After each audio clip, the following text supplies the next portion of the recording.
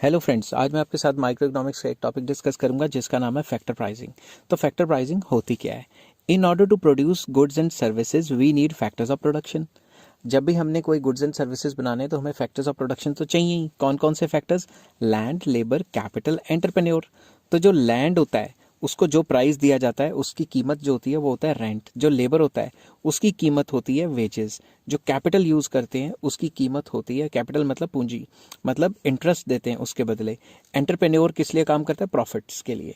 Prices paid to these factors, जो prices हम इन फैक्टर्स को पे करते हैं, ये वाली प्राइजेस उसको कैसे डिटरमिन करते हैं, इसको थ्योरी ऑफ फैक्टर प्राइसिंग कहते हैं। और जो prices paid to these factors for their services is called factor prices. तो फैक्टर्स ऑफ प्रोडक्शन की जो प्राइजेस होती हैं, किस कीमत पे उनको खरीदा गया है, उनको फैक्टर प्राइसिंग कहा जाता है। आई होप ये वीडियो आपको पसंद आई होगी। हेलो फ्रेंड्स, आज मैं आपके साथ डिस्कस करूंगा माइक्रो इकोनॉमिक्स का एक टॉपिक जिसका नाम है मार्जिनल प्रोडक्टिविटी। तो चलिए शुरू करते हैं।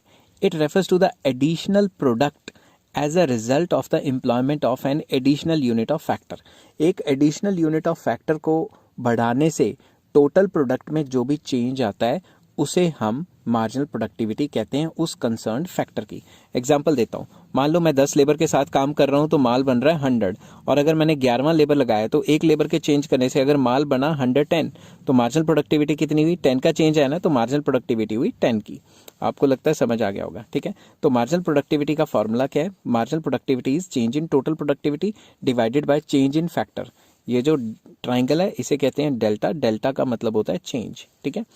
तो उसके बाद the concept of marginal productivity can be used in 3 ways. इसके 3 तरीके हैं आगे, जो कि मैं आने वाले वीडियोस में एक्सप्लेन करूंगा।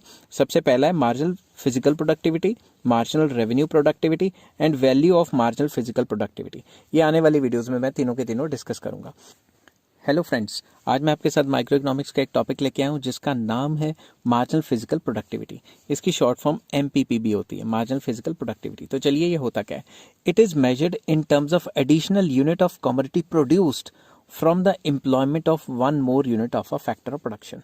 अगर एक फैक्टर ऑफ प्रोडक्शन ज़्यादा लगाएं, फैक्टर ऑफ प्रोडक्शन में लैंड या लेबर या कैपिटल या मशीन जो भी है, एक फैक्टर ज़्यादा लगाएं तो उस फैक्टर के आने से टोटल प्रोडक्शन में क्वांटिटी की टर्म्स में, फिजिकल टर्म्स में जो भी चेंज आएगा उसे मार्जिनल फिजिकल प्रोडक्टिविटी कहते हैं। मैं फिर से एग्जांपल देता हूँ। मान लो मैं 10 लेबर्स यूज़ कर रहा था और मैं माल बना रहा था 100 यूनिट्स। मैंने जैसे 11th लेबर यूज़ किया, माल बना 115 यूनिट्स, तो 15 यूनिट्स प्लस हो गया ना। तो मार्जिनल फिजिकल प्रोडक्टिविटी क्या हुई उस फैक्टर की? 15।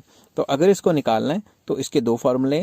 Marginal physical productivity of N, it is equals to total physical productivity of N minus total physical productivity of N minus 1।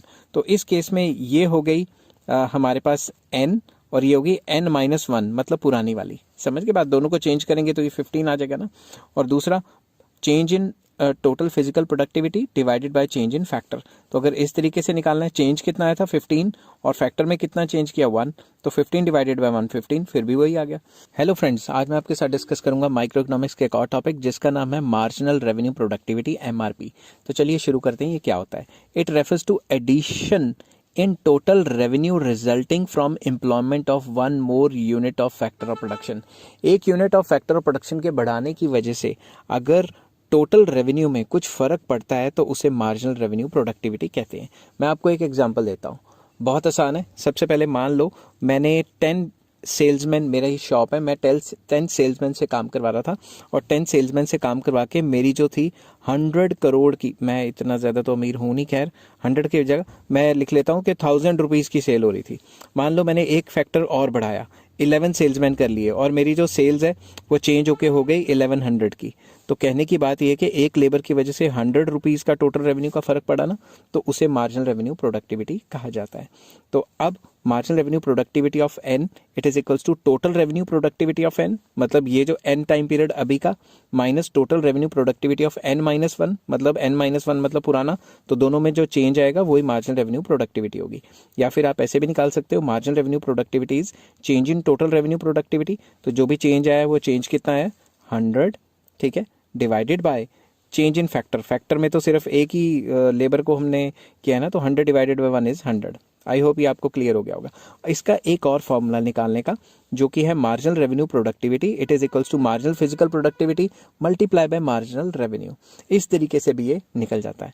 Hello friends, आज मैं आपके साथ लेके आया माइक्रो इकोनॉमिक्स का एक टॉपिक जिसका नाम है value of marginal physical product, जिसको VMP भी कहा जाता है। तो चलिए डिस्कस करते हैं ये होता क्या है। Value of marginal product of a factor measures the extra revenue the competitive firm can receive by selling the additional output generated when it increases the employment of one factor। मतलब एक factor के बढ़ाने से उसके revenue पे क्या फ़र्क पड़ा, एक फैक्टर के बढ़ाने से उसके रेवेन्यू पे जो भी फ़र्क पड़ता है उसे हम value of marginal productivity of labour कहते हैं। फॉर एग्जांपल मैंने पहले 10 लेबर लगाए हुए थे, अब मैंने 11 लेबर लगा लिए, तो इसके मतलब चेंज होने से एक लेबर का मैंने चेंज किया, एक लेबर के चेंज होने से मेरी टोटल रेवेन्यू कितनी एक्स्ट्रा अर्निंग्स हो रही हैं, टोटल रेवेन्यू में जो भी चेंज आता है उसे value of marginal physical productivity कहा जाता है। In simple words we can say that value of marginal productivity या marginal value of marginal product VMP is equal to the product of marginal physical product and price of the commodity. मतलब अगर हमने value of marginal product निकालना है तो इसका formula marginal physical productivity या marginal physical product multiply by average revenue, या average revenue को प्राइस भी कहा जाता है। आई होप ये वीडियो आपको पसंद आई होगी। अगर हेलो फ्रेंड्स, आज मैं आपके साथ डिस्कस करूंगा माइक्रो इकोनॉमिक्स से एक टॉपिक जिसका नाम है एवरेज प्रोडक्टिविटी। तो चलिए शुरू करते हैं। It refers to per unit productivity of a factor of production. एक फैक्टर ऑफ प्रोडक्शन ने कितना काम किया उसे हम एवरेज प्रोडक्टिविटी कहते हैं। फॉर एग्जाम्पल आपके पास 100 लेबर है और टोटल जो काम हुआ है, टोटल प्रोडक्शन हुआ है वो हुआ है 1000 यूनिट्स। तो एक लेबर ने कितना काम किया, 10 यूनिट्स। तो एक यूनिट का जो काम होता है उसे एवरेज प्रोडक्टिविटी कहा जाता है। अगर आपने इसको निकालना है तो इसका फॉर्मूला है average productivity, it is equals to total productivity या total production divided by number of factors. Now average productivity can be used in 2 aspects. इसको हम 2 एस्पेक्ट्स में एक्सप्लेन कर सकते हैं, average physical productivity, average revenue productivity. तो ये दोनों मैं नेक्स्ट वीडियो में आपको क्लियरली एक्सप्लेन करूंगा। हेलो फ्रेंड्स, आज मैं आपके साथ लेके आया हूँ माइक्रो इकोनॉमिक्स का एक टॉपिक जिसका नाम है एवरेज फिजिकल प्रोडक्टिविटी। तो चलिए शुरू करते हैं, ये होता क्या है। It may be defined as physical units produced per unit of variable factor. एक वेरिएबल फैक्टर ने कितनी फिजिकल क्वांटिटी ऑफ माल जो भी आउटपुट है वो बनाया, ठीक है।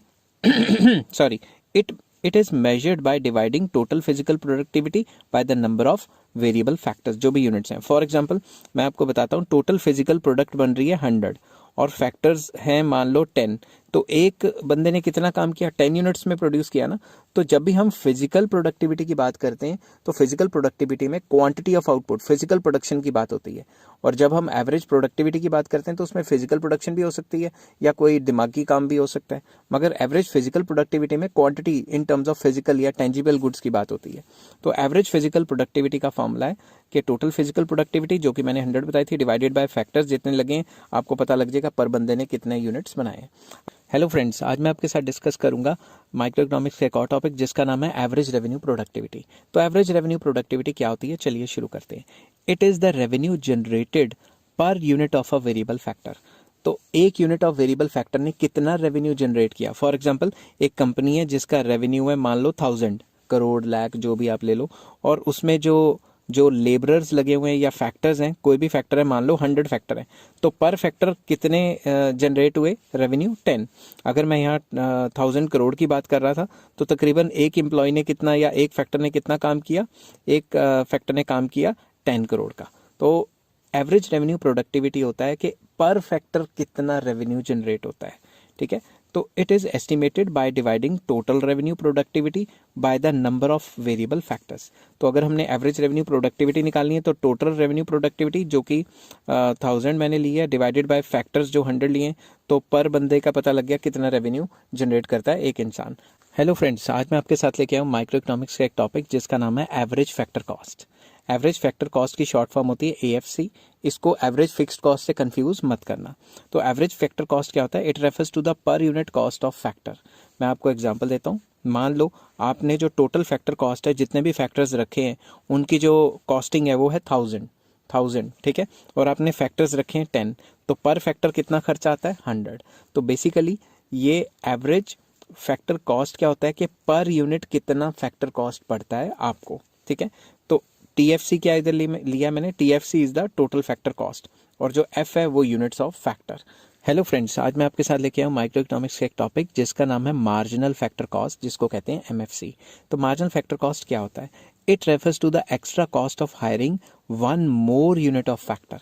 तो मैं आपको एक एग्जांपल देता हूँ। फॉर एग्जांपल, मैं टोटल फैक्टर्स के ऊपर कितना खर्चा करता हूँ? 1,000 रुपये। मान लो मैं 1,000 रुपये सारे के सारे फैक्टर्स जो मैंने अपनी फैक्ट्री में लगाए हुए हैं उन पे 1,000 रुपये खर्च करता हूँ। थोड़ा एग्जाम्पल दे रहा हूँ, छोटी फिगर ले रहा हूँ, और मेरे पास फैक्टर्स हैं मान लो 10। ठीक है, तो अगर मैं देखूं इसमें इसमें कि अगर मैं फैक्टर्स 10 की जगह मैं 11 कर देता तो मेरा खर्चा जो है 1,200 रुपया हो गया, 1,200 हो गया। तो इसमें चेंज कितना है? जो चेंज आया है वो है 200।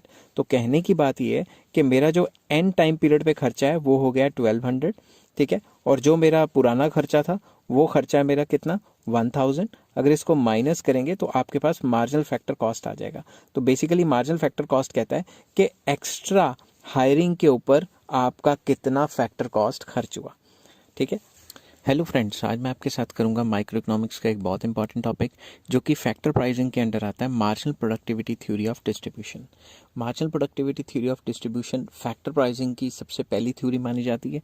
और ये क्या कहती है? सिंपल वर्ड्स में अगर सबको कंक्लूड करें तो ये कहती है कि जितनी भी तनख्वाहें हैं, वेजेस हैं, it should be paid according to the marginal productivity. जितना किसी भी फैक्टर की मार्जिनल प्रोडक्टिविटी है, काम करने की एफिशिएंसी है, काम करने की क्षमता है, उसके हिसाब से तनख्वाहें सेट होनी चाहिए। ठीक है, तो मैंने लॉन्ग क्वेश्चन के हिसाब से इसको लिखा है। किस तरीके से आपने पेपर में अटेम्प्ट करना है हूबहू मैंने वैसे लिखा है। पॉज कर करके साथ में अपनी कॉपी में नोट डाउन कर सकते हैं। तो चलिए शुरू करते हैं। Marginal productivity theory was propounded in 1826 by German economist T.H. Von Thunen. Von Thunen ने ये जो थ्योरी है वो इन्वेंट की थी, and it was further developed by Carl Menger, Bohm Bawerk and Walras, Edgeworth Clark et cetera et cetera. तो von Thunen है जिन्होंने सबसे पहले इसको जो है प्रोपाउंड किया था, और उसके बाद जो वेरियस इकोनॉमिस्ट आए उन्होंने इसको टाइम टू टाइम रिफाइन करते गए। अब ये थ्योरी कहती क्या है? According to this theory, under perfect competition every factor of production gets remuneration. Remuneration मतलब हर एक फैक्टर को जो तनख्वाह होता है, remuneration equal to its marginal productivity. कि हर एक फैक्टर को उतनी ही तनख्वाहें मिलनी चाहिए जितनी उसकी काम करने की प्रोडक्टिविटी है।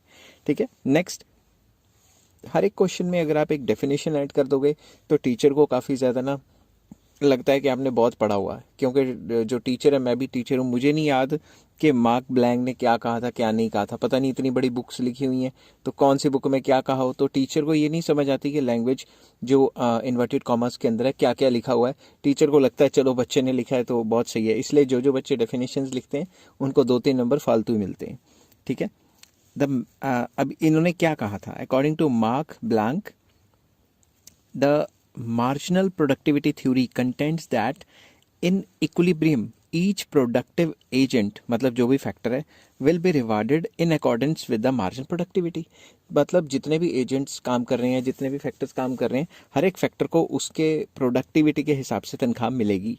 ठीक है, ये थ्योरी ये कहती है। अब इस थ्योरी की अजम्पशंस, तो आपने क्या किया, पहले लिखी इंट्रोडक्शन किसने दी है वगैरह वगैरह, क्या कहती है, मीनिंग हो गया, एक डेफिनेशन होगी, फिर अजम्पशंस। सबसे पहला परफेक्ट कंपटीशन है प्रोडक्ट मार्केट में, परफेक्ट कंपटीशन है फैक्टर मार्केट में। अब परफेक्ट कंपटीशन क्या है इतनी डिटेल पे नहीं जाऊंगा, वो अलग से मैंने चैप्टर बनाया हुआ है, आप इसी प्लेलिस्ट में जाके ऊपर चेक कर सकते हैं। वेरिएबल टाइप प्रोडक्शन फंक्शन है, और वेरिएबल टाइप प्रोडक्शन फंक्शन क्या होता है इसके ऊपर भी वीडियो मैंने प्रोडक्शन फंक्शन के चैप्टर में बनाई है। पॉसिबिलिटी ऑफ फैक्टर सब्स्टिट्यूशन, मतलब लेबर को कैपिटल और कैपिटल को लेबर की जगह इस्तेमाल किया जा सकता है। Factors of production can be divided into small units to facilitate substitution of each other. मतलब जो भी फैक्टर्स हैं उनको स्मॉल यूनिट्स में तोड़ा जा सकता है, जैसे 1 लेबर, आधी लेबर, पौनी लेबर, 1.5 लेबर, ऐसे तोड़ा जा सकता है। बट क्रिटिसिज्म में कहते हैं कि ऐसा नहीं होता। Every producer aims at maximising profit, हर एक प्रोड्यूसर प्रॉफिट मैक्सिमाइजेशन की तरफ जाता है। फुल एम्प्लॉयमेंट है इकोनॉमी में, और इसको भी क्रिटिसाइज करते हैं हम, क्योंकि फुल एम्प्लॉयमेंट तो कभी नहीं होती। स्टेट ऑफ टेक्नोलॉजी कांस्टेंट रहेगी, ऐसा भी नहीं होता, खैर लॉन्ग रन में चेंज हो जाती है। Law of variable proportion holds good, मतलब जैसे से हम लेबर से ज़्यादा काम कराएंगे, शुरू में टीपी इंक्रीजिंग रेट से बढ़ेगी और बाद में डिमिनिशिंग रेट से बढ़ेगी। ठीक है, अब एक्सप्लेनेशन ऑफ लॉ, यही स्टेप बाय स्टेप आपने करना है।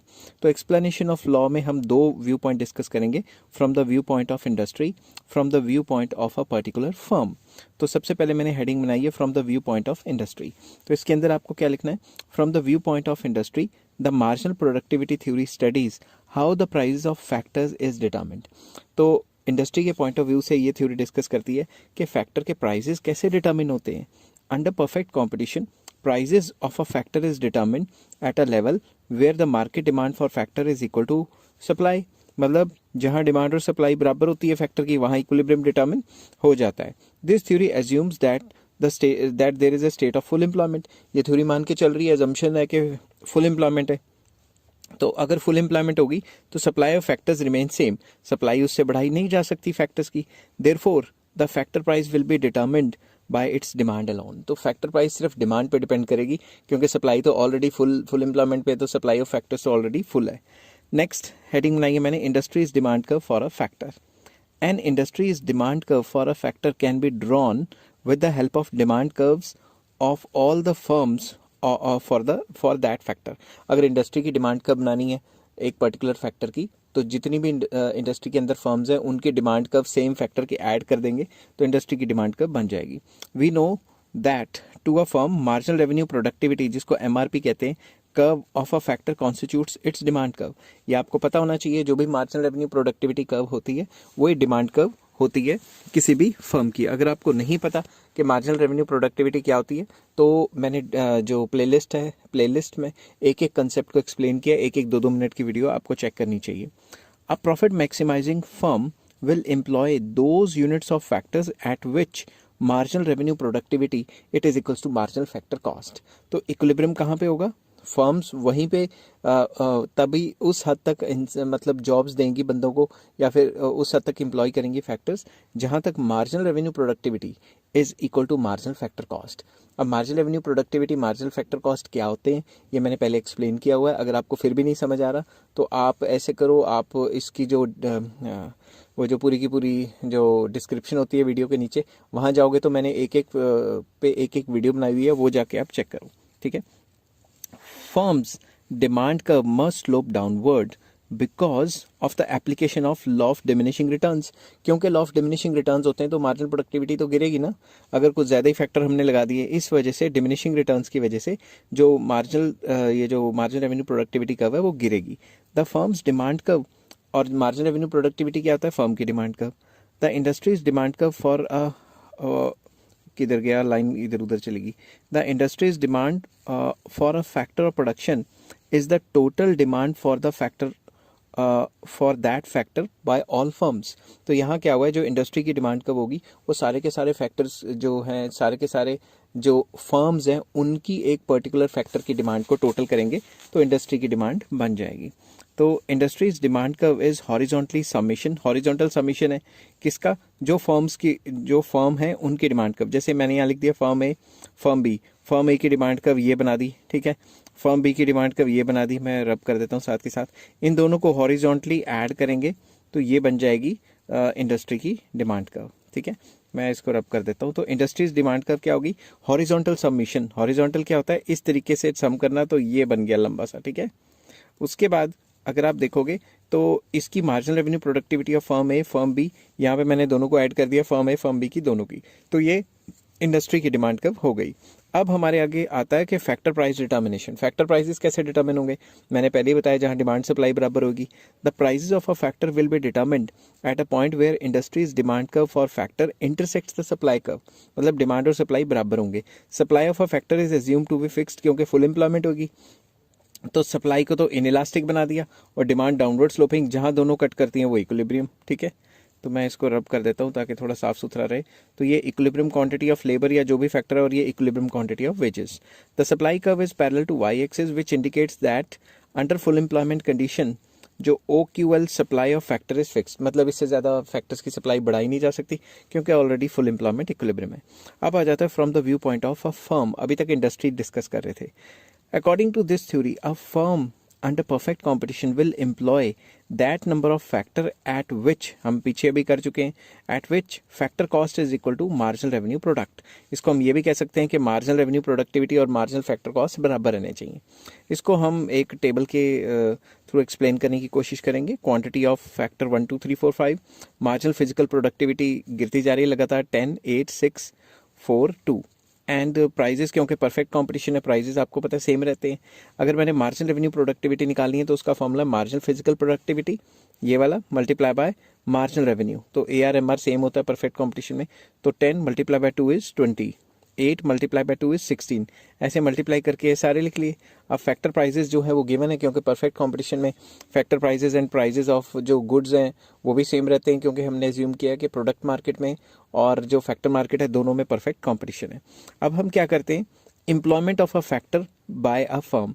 एक फर्म इक्विलिब्रियम में तब होगी जब वो तब तक एम्प्लॉय करेगी या ऐसे बंदों को एम्प्लॉय करेगी जिनकी marginal revenue productivity is equals to marginal factor cost है। अगर ये दोनों बराबर नहीं है तो वो सिचुएशन क्या होगी, डिसइक्विलिब्रियम की। इसमें दो सिचुएशंस हो सकती हैं। अगर मार्जिनल रेवेन्यू प्रोडक्टिविटी ज़्यादा है और मार्जिनल फैक्टर कॉस्ट कम है, इस केस में फैक्टर्स की जो क्वांटिटी है वो बढ़ाई जाएगी। और अगर मार्जिनल रेवेन्यू प्रोडक्टिविटी कम है और उनके फैक्टर कॉस्टिंग मतलब उनको तनख्वाहें ज़्यादा दे रहे हैं, तो उस केस में जो फैक्टर्स हैं उनकी क्वांटिटी कम की जाएगी। इसको मैंने डायग्राम से एक्सप्लेन किया हुआ है। ये जो मैंने बनाया है ये पैरेलल है वेज कर्व है, इसको मैं फिर से डिलीट कर देता हूँ। ये मार्जिनल रेवेन्यू प्रोडक्टिविटी कर्व है, ये दोनों यहाँ पे इंटरसेक्ट करती हैं, ये इक्विलिब्रियम है। अगर इसके इधर जाया जाए, इस साइड जाया जाए, तो इस साइड देखोगे तो क्या है, मार्जिनल रेवेन्यू प्रोडक्टिविटी, ठीक है, जो है वो ज़्यादा है। मार्जिनल रेवेन्यू प्रोडक्टिविटी क्या है, ज़्यादा। आपने ये बात याद रखनी है। मैं वाईफाई ऑफ कर देता हूँ, मैसेज पे मैसेज आई जा रहे हैं, ठीक है। इस साइड देखें तो marginal revenue productivity is greater than wages, या फिर आप कह सकते हो मार्जिनल फैक्टर कॉस्ट। तो इस केस में क्या होगा, क्वांटिटी को बढ़ाया जाएगा, क्वांटिटी ऑफ फैक्टर्स। और इस तरफ देखा जाए तो क्या है, marginal revenue productivity is less than marginal factor cost या फिर वेजेस। तो इस केस में क्वांटिटी ऑफ फैक्टर्स को कम किया जाएगा। तो अगर इस साइड होगा तो रिड्यूस किया जाएगा, इस साइड होगा तो ये किया जाएगा। अल्टीमेट इक्विलिब्रियम यहीं पे बनेगा आके, ठीक है। तो आई होप ये वीडियो आपको समझ आ रही होगी। नेक्स्ट, प्रॉफिट मैक्सिमाइजिंग, ये क्या हो गया, काटा बच गया, चलो कोई बात नहीं, कलर चेंज कर लेते हैं। Profit maximising amount of factor should satisfy the following condition. ये जो प्रॉफिट मैक्सिमाइजिंग आउटपुट है ये फॉलोइंग कंडीशन को सेटिस्फाई करती होनी चाहिए। कौन कौन सी कंडीशंस हैं? पहला, there is only one variable factor. अगर एक ही वेरिएबल फैक्टर है जैसे लेबर, तो उसकी मार्जिनल रेवेन्यू प्रोडक्टिविटी और उसकी मार्जिनल फैक्टर कॉस्ट बराबर होनी चाहिए। अब आप दिमाग से सोचो, अगर ये दोनों नंबर बराबर हैं, मान लो दोनों के दोनों 8 हैं, तो 8 को 8 से डिवाइड करूंगा तो काट के 1 आएगा। इसीलिए मैंने लिखा है कि अगर marginal revenue productivity equal to marginal factor cost है तो दोनों को डिवाइड करेंगे तो 1 आएगा। अभी जो मार्जिनल फैक्टर कॉस्ट है इसको प्राइस ऑफ लेबर भी कह देते हैं, मतलब उसकी तनख्वाह। तो हम इस इक्वेशन को इस तरीके से भी लिख सकते हैं। But in case when there are more than one variable factor, that is labor भी है और capital भी है, तो उस केस में marginal revenue productivity of labor divided by price of labor should be equal to marginal revenue productivity of capital divided by price of capital should be equal to 1, क्योंकि ये आपस में बराबर होंगे तो ये कैंसिल हो जाएंगे ना। अब अगर मैंने 2 फैक्टर की बजाय n फैक्टर कहना है तो आप इक्वेशन n तक लेके जा सकते हो। अब इसकी बुराइयां कर देते हैं थोड़ी थ्योरी की। सबसे पहले अनलिस्टिक अजम्पशन है। अनलिस्टिक अजम्पशन क्या है, इसने परफेक्ट कंपटीशन कहा था, परफेक्ट कंपटीशन के अंडर फुल एम्प्लॉयमेंट कह दिया, परफेक्ट मोबिलिटी ऑफ फैक्टर्स है, ये सारी चीज़ें अनलिस्टिक हैं, ये रियल लाइफ में नहीं होती। नेक्स्ट आ जाते हैं heterogeneous factors. This theory assumes that all the units of a given factors are homogeneous, जो कि गलत है। सारे के सारे फैक्टर सेम क्वालिटी के थोड़े ना हो सकते हैं, हेट्रोजीनियस भी तो हो सकते हैं। सारे के सारे लेबर एक जैसा थोड़े ना काम करेंगे। Indivisible factors, another assumption of this theory is that factors can be divided into small units। इसने assumption लिखी थी कि फैक्टर्स को स्मॉल यूनिट्स में डिवाइड कर सकते हैं, ताकि स्मॉल यूनिट्स में डिवाइड करने के बाद हम उनकी सब्स्टिट्यूशन आसानी से कर सकें। वहाँ पे भी मैंने बोला था शुरू में कि भाई फैक्टर्स जैसे एक लेबर है उसको आधा लेबर 1.5 लेबर ऐसे थोड़ी ना करेंगे, तो कभी कभी इंडिविजिबिलिटीज़ आ जाती हैं। जैसे एक मशीन है वो तो प्रॉपरली काम करेगी, आधी मशीन थोड़ी ना काम करेगी। Difficulties in the measurement of marginal productivity.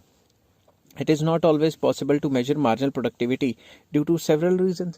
अब ये कह रही है तनख्वाह तो मार्जिनल प्रोडक्टिविटी के हिसाब से, मगर जब भी आप काम करोगे तनख्वाह तो पहले फिक्स करोगे ना, पहले शक्ल देख के कैसे पता लग जाएगा इसकी मार्जिनल प्रोडक्टिविटी कितनी है, ठीक है ना। और ऊपर से मार्जिनल प्रोडक्टिविटी हर सिचुएशन में निकल भी नहीं सकती। Lopsided, this theory takes into consideration only demand side and assume के सप्लाई तो पहले से फुल एम्प्लॉयमेंट है। ये भी चक्कर है कि सप्लाई गिवन है, सप्लाई में चेंज ही नहीं आ सकता, इससे भी बुराई हो सकती है। नेक्स्ट आ जाता है long term stationary economy. This theory presumes long term stationary economy and the condition of perfectly competitive equilibrium in the economy in the long run. ये कहते हैं लॉन्ग रन में परफेक्ट कॉम्पिटिशन रहेगा और स्टेशनरी रहेगी। Under this, the prices of factors will be equal to the average productivity and marginal productivity, which is impossible in the real world, क्योंकि situation के change होने से काफ़ी सारी चीज़ें चेंज हो जाती हैं. जैसे इन्फ्लेशन आ जाती है, कोई गवर्नमेंट पॉलिसी आ गई, कोई मिनिमम वेज लॉज हो गए, तो ये स्टैटिक थोड़ी ना चलती रहेंगी सारी चीज़ें. Next, cause and effect. According to this theory, price of each factor is influenced by marginal productivity. कि हर एक फैक्टर को कितनी तनख्वाह मिलनी चाहिए वो उसकी मार्जिनल प्रोडक्टिविटी पे डिपेंड करता है. Hence, marginal productivity is the cause and factor pricing is the effect. But according to Professor Webels, factor price also affects the marginal productivity. वो कहते हैं कि जो फैक्टर प्राइस है वो भी मार्जिनल प्रोडक्टिविटी को असर करेगा. कैसे? By paying higher price of factors its efficiency में इंक्रीज. अगर आप ज़्यादा तनख्वाह दोगे तो क्या पता वो और अच्छा काम करे. ये कहता है प्रोडक्टिविटी ज़्यादा है तभी तनख्वाह ज़्यादा है. मगर कई जो मैनेजरियल इकोनॉमिस्ट हैं वो कहते हैं भाई तनख्वाह ज़्यादा दोगे तो बंदा मन लगा के काम करेगा तो प्रोडक्टिविटी ज़्यादा हो जाएगी. समझ की बात. आई होप ये वीडियो आपको पसंद आई होगी. काफ़ी लंबी होगी मगर ये लॉन्ग क्वेश्चन था. तो अगर आपको पसंद आई हो तो please like share and subscribe. Take care. Have a nice day.